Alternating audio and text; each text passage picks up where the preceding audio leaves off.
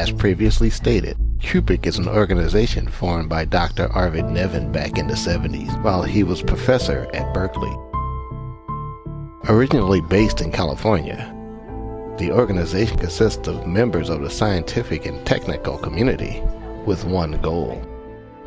Okay, my goal is to form a comprehensive team consisting of a diverse mixture of scientific and intellectual individuals.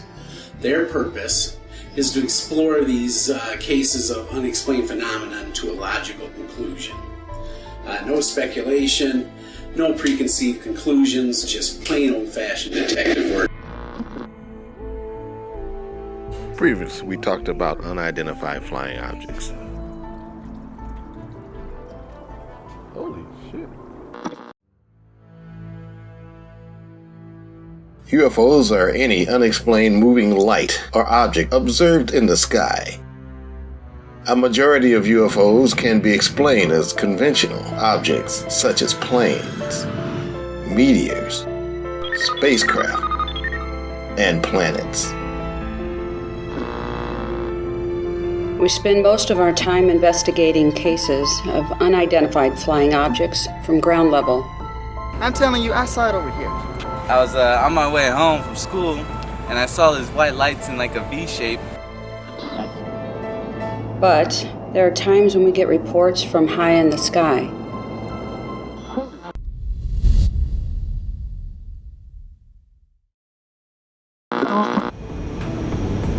The most reliable reports of unidentified flying objects are made by pilots, both military and civilian.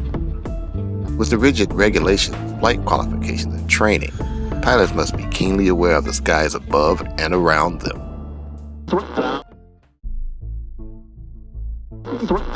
Gavin graduated from Cal State Long Beach in 1988. He took a job with the FAA shortly after. My job? I'm a supervisor and air traffic controller. I supervise a number of controllers at ARTCC. I've been at this FAA position for about 15 years. There are a number of incidents that involve unknown tracks and pilot sightings. There have been calls for greater openness in regards to UFOs on the part of the government by various persons. The individuals who have taken up the investigation of UFOs, especially reports coming from pilots, feel that they should be able to come forward and freely tell us what they encountered without the fear of repercussions. Cases of pilot sightings of unknown aerial phenomenon actually dates back as far as World War II. Foo Fighters, Arnold case of Thomas Mantell, and many others. Crew of an Army National Guard helicopter experienced an unusual encounter with a UFO. The object apparently, briefly, interrupted the flight controls of the aircraft. These incidents were not limited to the United States. The pilot of an Iranian fighter jet had a dogfight with an unknown object. His flight controls were also affected. There were two important cases that were investigated by founding CUPIC member Cynthia Young.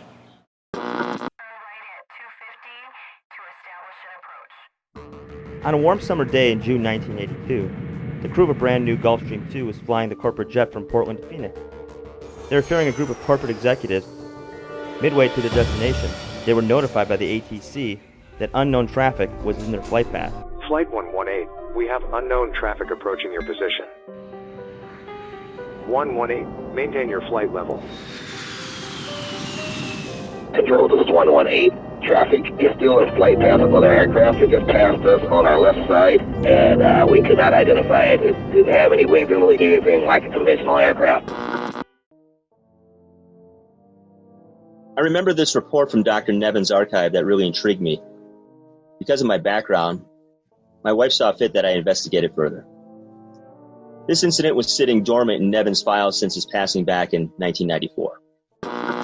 The story takes place on a warm summer afternoon in 1986 in the skies just off the coast of the Oregon-California border. A Western National flight was en route to San Francisco from Seattle.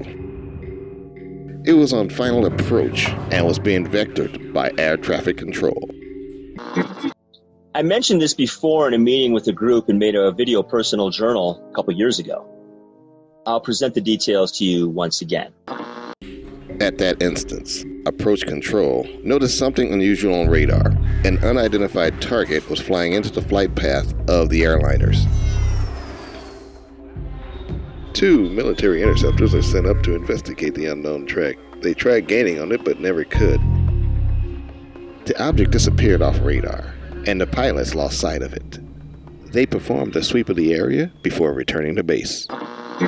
That same night, in the town of Bedford, California, which was along 1165's original flight path, another incident involving an unknown object occurred. Hours later, the object reappears. An official from the local National Guard detachment stated that a pilot of an F-4 Phantom out of McQuaid Air Force Base and his wingman were on a routine patrol near the town of Bedford. The flight controllers vector the jets toward the object. As the jets moved closer to the unknown object, the wingman had to leave the pursuit. The pilot continued pursuing the unknown object. Others in the control room were watching the jet move in on the UFO. As the jet closes, the pilot radios in that he has a clear description of the object. Before he can describe it, the radio goes dead. In vain, the flight controllers try to contact the jet fighter. Well, I have begun an investigation to get caught up to date. I do believe that I have interviews with the actual pilot of 1165 and some personnel at what is now McQuaid Air Force Reserve Base who know knowledge of the first and second incident. CUPIC has an over 30-year history. Has the organization kept in line with Dr. Nevin's ultimate dream? CUPIC consists of some highly educated and motivated individuals who freely give their time, and the organization is growing. CUPIC seemingly has the respect of the scientific community.